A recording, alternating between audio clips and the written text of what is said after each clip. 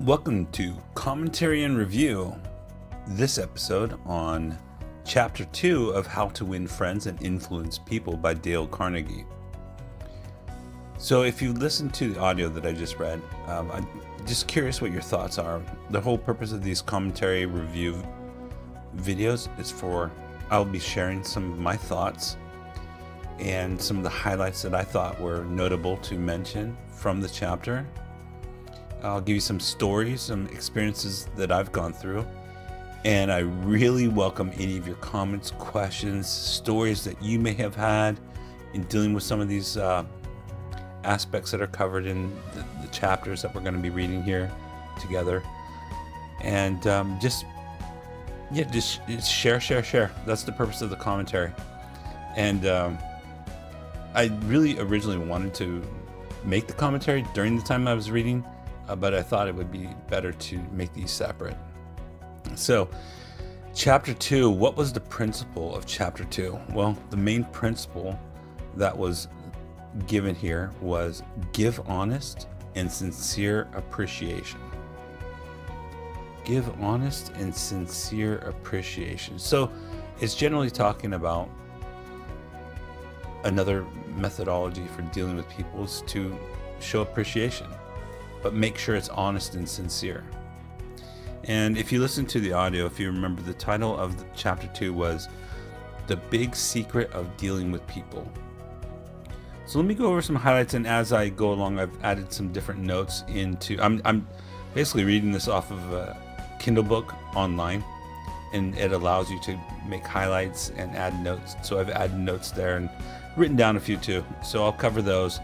And pause at any time if you want to review something, and like I said in the beginning, I welcome comments and questions, so we can make a really nice community of learning this together.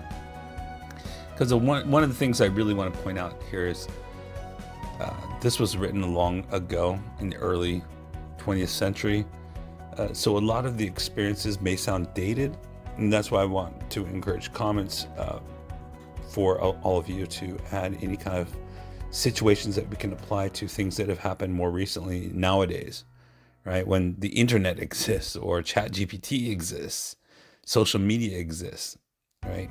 So anyways, the big secret of dealing with people. So one of the first things that caught my attention in this chapter was Dale Carnegie starts off by saying there's only one way really to get anyone to do anything, and that's by making the other person want to do it. And I think it makes a lot of sense. And the challenge as a manager or someone trying to persuade someone else to help them out, whether it be to join onto the team, to help out with a particular task, or maybe a task that you yourself have received, but you can't do it all on your own and you need others to help you, someone or others to help you out with the task. And how do you get them to do that, right? How do you entice them? I mean, you can't say in most cases you cannot offer them money, right? You need to figure out how to get people to do something that you want them to do, right? And in a lot of the context of the book, I think he talks a lot from the manager's perspective, but there are some other examples later on where it's husband and wife and parent and child. So anyways, that first line in this chapter really caught my attention, because that's something we all have the need, is to try to get someone, to encourage someone to do something you want them to do, right? I myself personally, I've been manager in many situations where I've wanted to get team members to do certain tasks that I knew were going to help with not only my own personal goals, but also our overall organizational goals. And I've gone through several different methods for trying to get people to do things. So going back into the reading of Dale Carnegie, right? He says that, of course, you can make someone do something by forcing them with a gun, he says, or by threatening your employees to fire them, or getting out the belt and threatening to whip your child. Those are crude methods. He says that directly. He said these crude methods will have undesirable repercussions. So I highlighted that because, yes, when you force someone to do something, you're gonna get something negative is gonna return. You're not gonna have happy employees. You're not gonna have happy children. You're not gonna have happy people they're gonna be doing the work grudgingly. So really, the next thing he goes on to say is the only way you can get anyone to do it, he's kind of reiterating the point that the only way you can really get someone to do something that you want is to help to understand what the other person wants, right? Really influencing them to really want to do it. So he asked the question, so what do we want? And he refers to a couple psychologists, Sigmund Freud, saying that, you know, the desires of human beings is the sex urge and the desire to be great. Okay, Sigmund Freud's a well-known psychiatrist, quite dated, but you know, maybe that has some truth to it. He also talks about John Dewey, and I think this one is a little bit clearer and better, where he says that the desire, the deepest urge in human nature is the desire to be important. And he even reiterates it, and he says, remember that phrase, the desire to be important. And he said, and then he gives some examples of some different desires that we all have, that we want to have health and the preservation of life, food, sleep, money, and the things that money is going to buy, life in the hereafter, sexual gratification, the well-being of our children, and a feeling of importance. So that comes back to he puts that as number 8 on his list. And I think he's really gonna dig into why we want to feel important, or it's a desire of human nature to want to be great, to want to be important, and we don't get that regularly, and we can't demand it, right? We can't say, hey, give me a compliment. And what the whole purpose of this chapter is really to talk about how that really makes people feel, is to get compliments, but honest and sincere compliments and appreciation, right? He says, he gives some examples like Lincoln. He likes to use Lincoln quite a bit in his book, but he says that he began a letter saying that everybody likes a compliment. William James said the deepest principle in human nature is the craving to be appreciated. He didn't say wish or like, but a craving to be appreciated. Now think about this nowadays. Look, it's all around us, right? And I think the key thing is, if you're using social media like TikTok, Instagram, Facebook, YouTube, everyone wants to have 1 million likes, right? Everyone wants to go viral.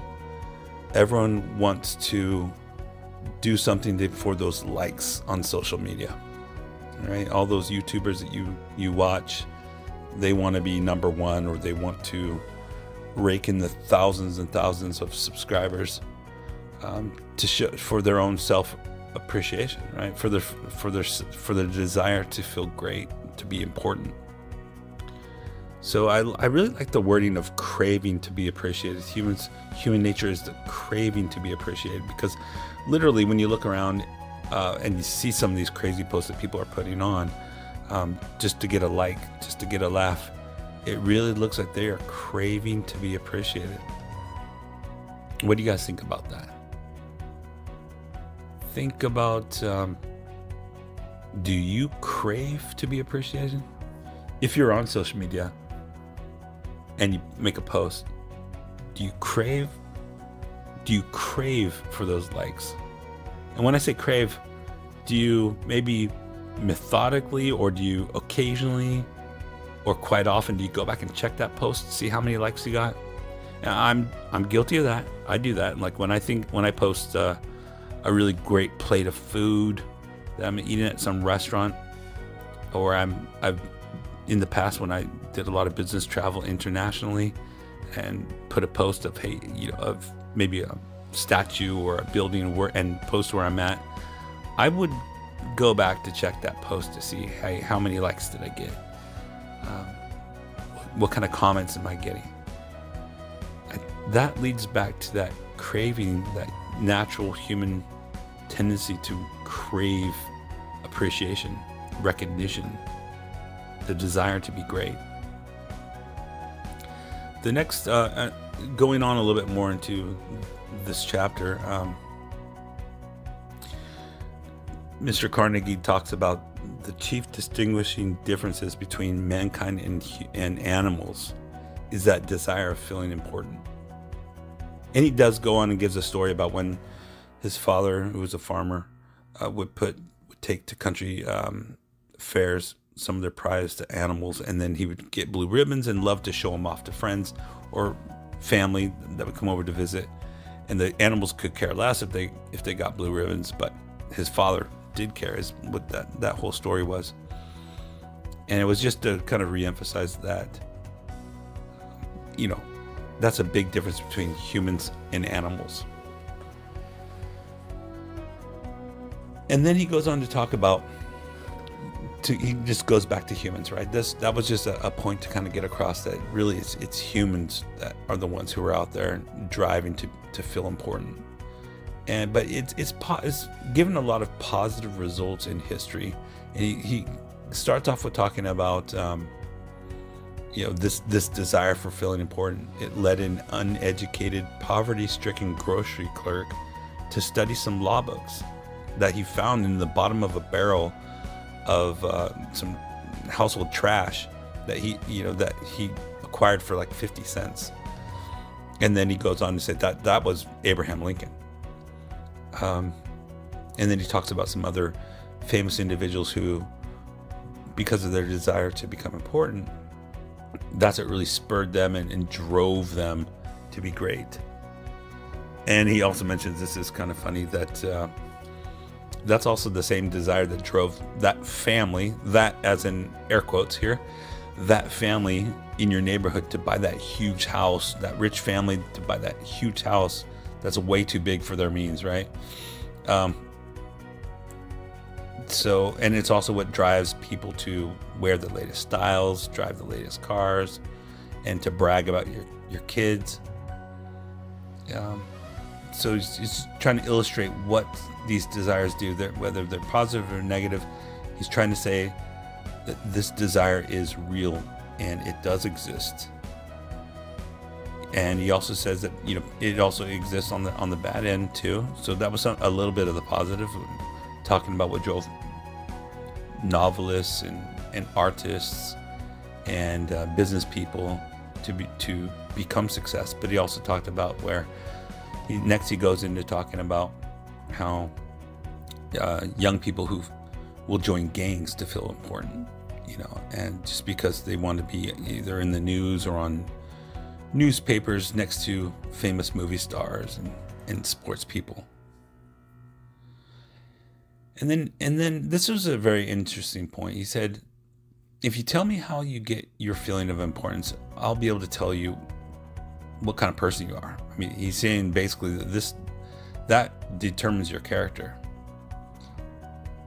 And I think that's true. If you get a feeling of importance out of being dominant in your household or in your team at work or in your class at school and being rude to the people around you, then that really shows kind of who you are, right? If you get that sense of satisfaction of importance from doing something nice at the homeless shelter or mowing the yard of some elderly woman who cannot do it herself, right? That tells us a whole different story about a totally different type of person. He goes on to give examples of bad people like Dillinger, criminals, right? And then also people who were famous in history who just had a little bit of the extra, you might call it pride, you might call it that strong desire to be important. But like George Washington wanted to be called His Mightiness, the President of the United States. That's kind of a mouthful. and Columbus wanting to have a special title as Admiral of the Ocean, Viceroy of India. And so this aspect exists in all humans, good and bad. And I'm not going to say what's good and what's bad. That's up to you to decide. You can leave a comment on what kind of person you think is good or bad, what type of people are driven to what type of outcomes with this desire to be important. He also gives some pretty extreme examples where people will become invalids, like sick or weakly, in order to get sympathy, to get attention. Right? He gives the example of Mrs. McKinley, who was President McKinley's wife, where she would feel super important if she could kind of interrupt his daily working as the President of the United States to get attention to her. She derived a lot of feelings of importance from that. He gives a story of a writer, Mary Roberts Reinhardt, told him a story about a young woman who became sick, didn't really know why. Maybe it was because she was starting to get old, but she pretended, or just, he doesn't use the word pretend, but somehow she became ill. So I think he's trying to say it was more of a mental thing, and which caused her elderly mother to take care of her for 10 years, right? Walking up and down stairs, and then eventually that really tired out the elderly mother, and she died. And then just a couple weeks later, the woman, there's no one else to wait on her to get attention. She just got up and started living life like normal. Then he gives it even more extreme, right? He talks about how people somehow become insane, and he's using insane as in probably like how they used the word insane back in the early 1920s. And nowadays we might call it severe depression, or I'm not a psychologist or psychoanalyst, but having a warped sense of reality. But he uses it if you listen to the audio, I read word for word, and it really mentions insanity quite a bit. But he's basically saying, he says, what is the cause of insanity? Nobody can answer such a sweeping question, but we know that certain diseases cause it. Okay, and then he goes on to talk about maybe about half of insanity causes come from real, like, biological reasons, or measurable reasons like alcohol or drugs and things like that, or injuries. But like the other half, there's no scientific explanation for why people go insane. And in fact, he gives an example that in a lot of post-mortem examinations, brain tissue of those individuals who were quote unquote insane had exactly the same brain tissue as someone who's not deemed as insane or mentally ill. So then he poses the question, well, why do these people go insane? And it's going to really lead into the fact that in their world, in their warped sense of reality, they can get a sense of importance. I don't know. What do you guys think about that? He does give a story about a woman who goes insane because her husband just really treats her terribly mean, and then she builds up this pretend world in her mind that she's divorced, she's divorced, and she took on her maiden name, and then somehow she marries into aristocracy and insists that everyone calls her by her aristocratic name, Lady Smith. And then she imagines that she has children every single night when she talks to her doctor, and then the doctor says, if I had a chance to wave a wand and make her normal, I wouldn't do it because she's much happier the way she is. I don't know about that. I don't know what I would do in that kind of situation. Yeah, I understand the point, and maybe this is a little bit of an extreme type of point, saying, hey, let the person be crazy and happy. I don't know how much that would go down, how well that would go down nowadays. right? Everyone's getting medicated, going to counseling,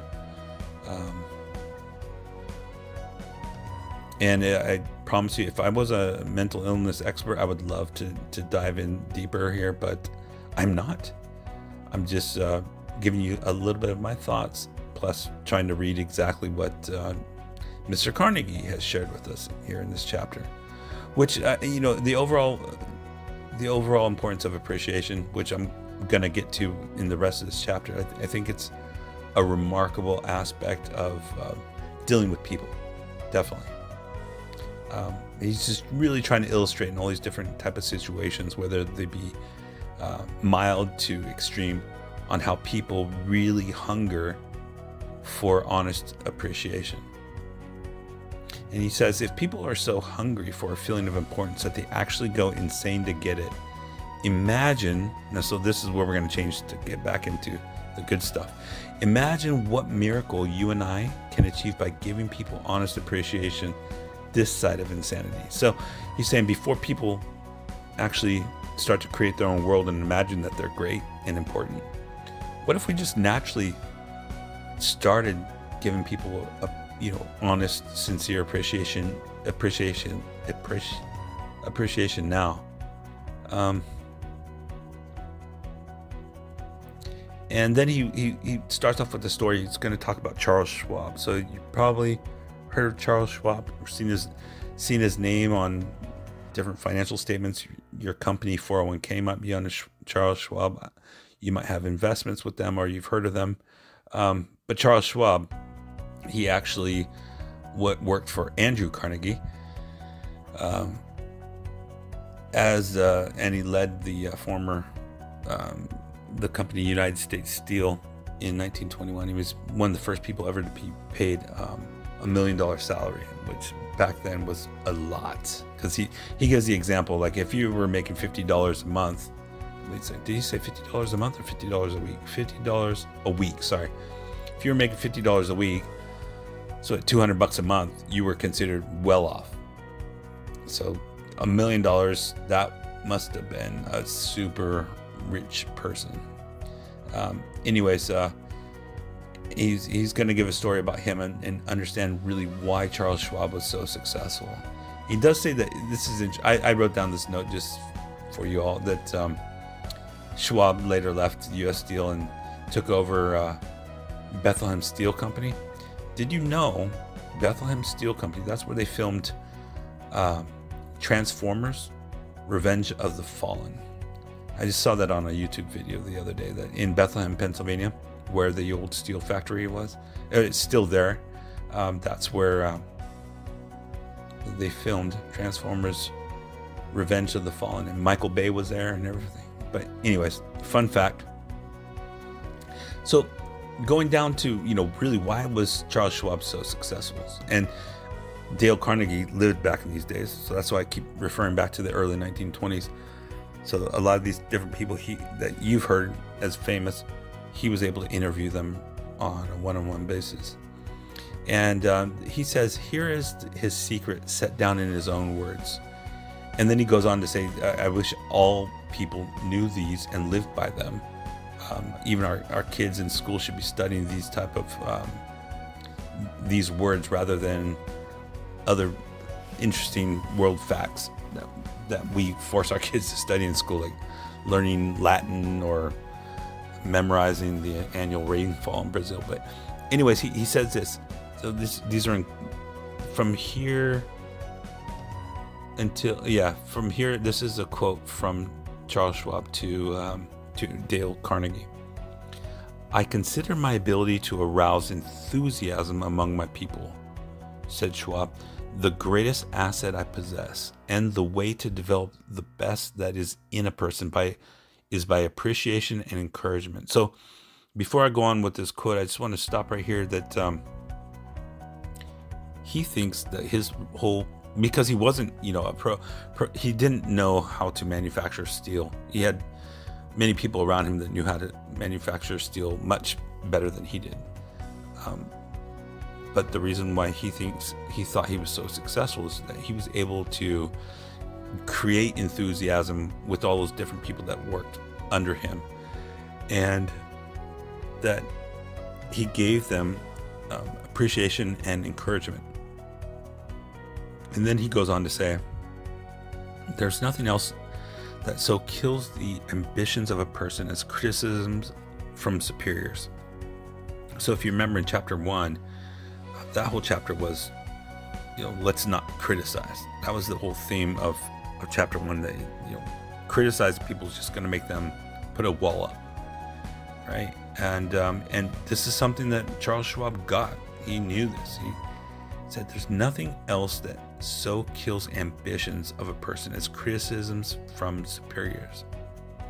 So have you ever been criticized and just pissed you off so bad that you don't want to really work harder on that project or for that boss or with that team?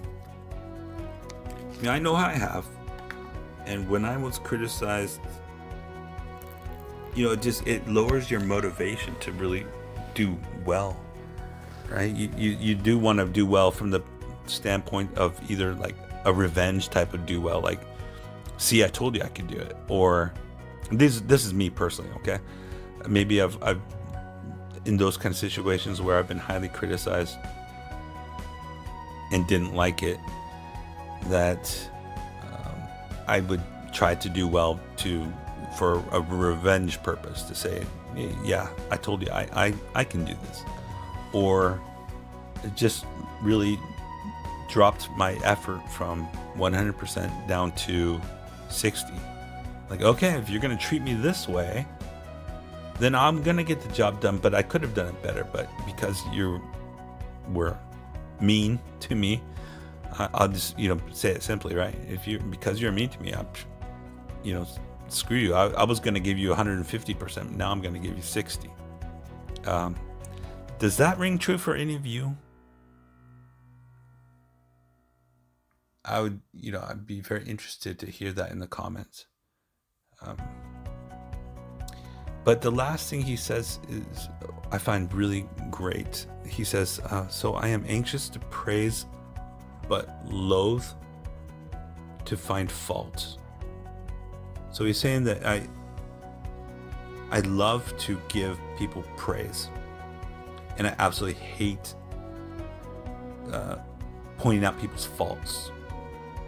And then the next thing he says, this sounds pretty old English, so I'll try to do my best of converting this to something more modern. But he says, I am hearty in my approbation and lavish in my praise.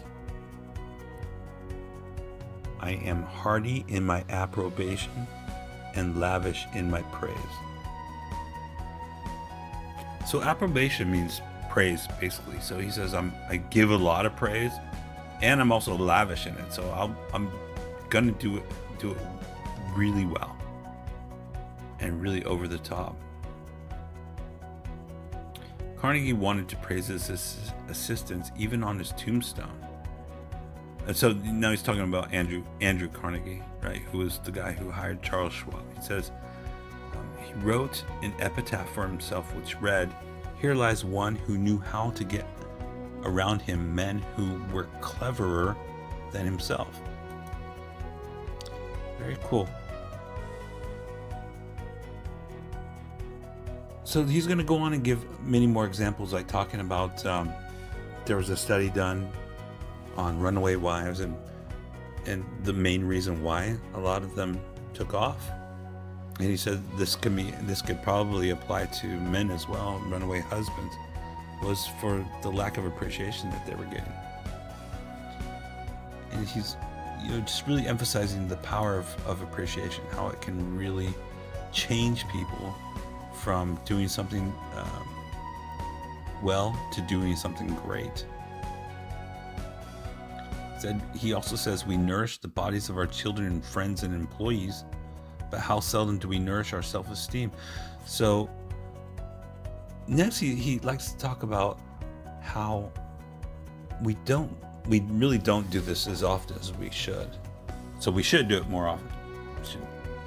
And this is really cool. I like how he says that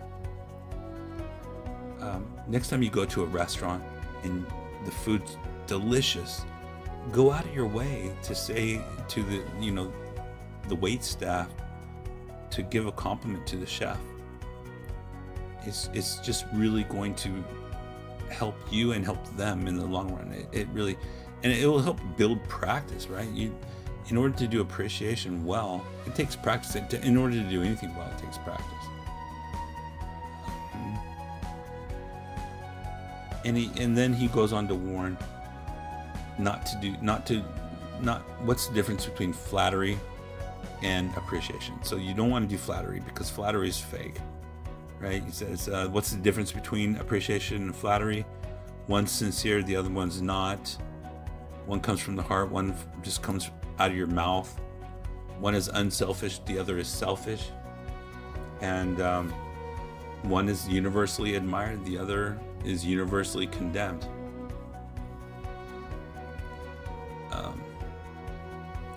And a lot of these things that really heavily apply, he talks a lot about professionals. I think that he's talking more about leaders when he says professionals, but he wants to point out that it's not just a chef or a CEO or an executive, but it really doubly applies to workers in offices, shops, factories, and our families and our friends. So let's try to practice to give more appreciation to those around us in every aspect of life. I'll give you another example and encourage you to, leave in the comments what you think about these examples that I'm giving. But in this most recent team that I was in, the manager, she'd like to have these monthly meetings called a team appreciation meeting. And I'd never been a part of something like this before. Usually they're done quarterly at the most, but definitely annually. But she wanted us to do it quarterly, where we would write. You didn't have to write it about everyone in the team, but just write down a couple bullet points on this online PowerPoint of who helped you out, how did it help you, what are you appreciative towards that person for. And at first it was kind of a little bit difficult, because I had to really think, oh gosh, okay, who helped me this past month? Because a month had gone by, I couldn't really remember. A month had gone by, and then I started to get better and better at it, and start to take notes of, okay, the next team appreciation, I need to make sure I call this out, because I'm very appreciative of this. And then each time, and then during that meeting, you read your own comments, right? We're all looking at the same PowerPoint that's online, and we say, okay, whose turn is it next? And what I would basically say is, oh yeah, the next few bullets are mine. Let me go ahead and read them. And I would make sure to really expand upon what I had written there, to make sure that the people that were listening on the call knew that I was really appreciative to them. And it made me feel good. I hope it made them feel good, but it just made me feel good to give honest, appreciative feedback for people that helped me. And one thing I guess you could say that I did notice is that they continued to want to help me, because I was still new at that job, and there was many things that I didn't know, and that I still don't know.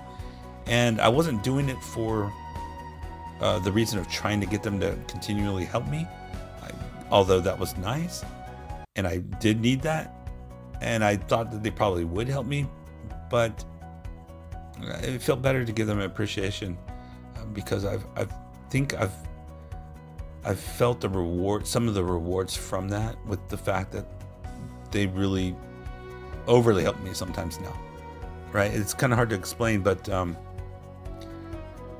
I didn't get the feeling, after doing that a couple months, I didn't get the feeling that people were helping me just because of, oh gosh, he needs help, he's gonna drag us all down if he doesn't get past it. No, I felt more like they would be really willing to walk me through the process, record the online conference call, and to be and would always open to say, hey, just hit me up if you have questions on how to do this again later.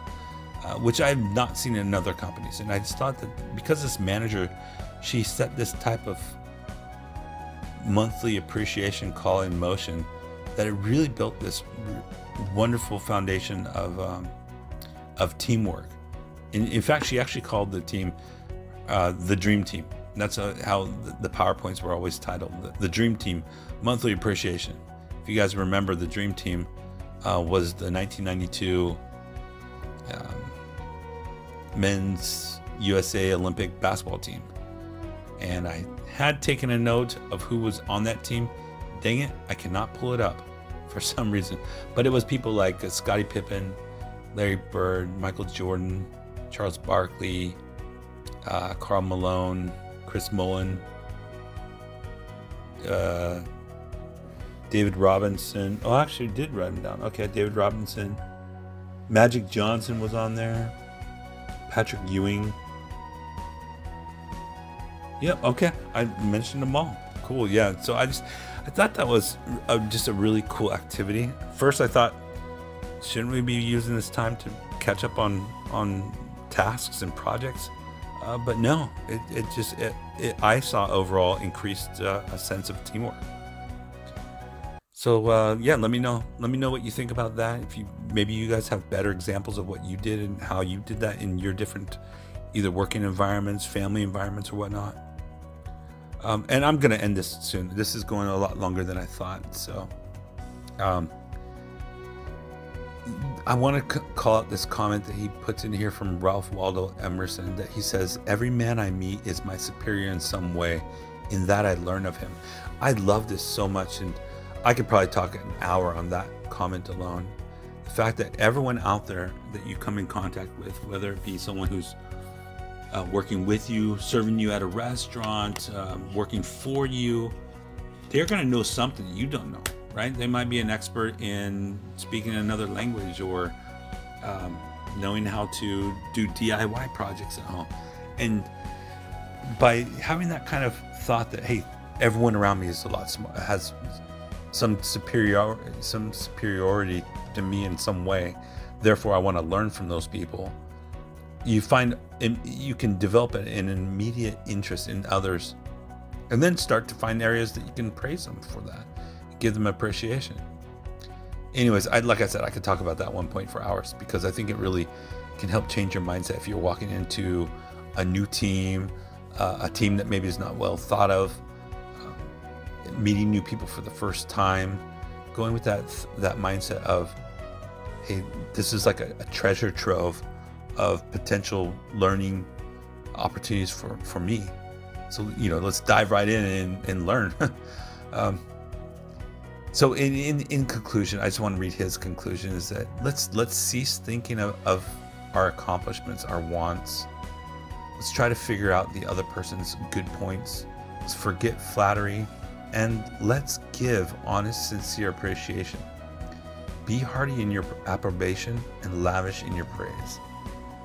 So I'm going to make these a lot shorter going forward. I thought this was only going to be 8 minutes, but it turned out to be over 40. I'm not going to edit it out. This is just pretty raw, my thoughts and talking to you. So please remember this principle that we studied in chapter 2 of How to Win Friends and Influence People by Dale Carnegie, is to give honest and sincere appreciation. I welcome your comments, questions, and if you have any great stories that I can look up on Google or in a book, I would welcome you to share those, or just your own personal experience stories. And let's make these commentaries of that going forward in these videos that I post on this book, a really treasure trove of your experiences and your knowledge. Thank you.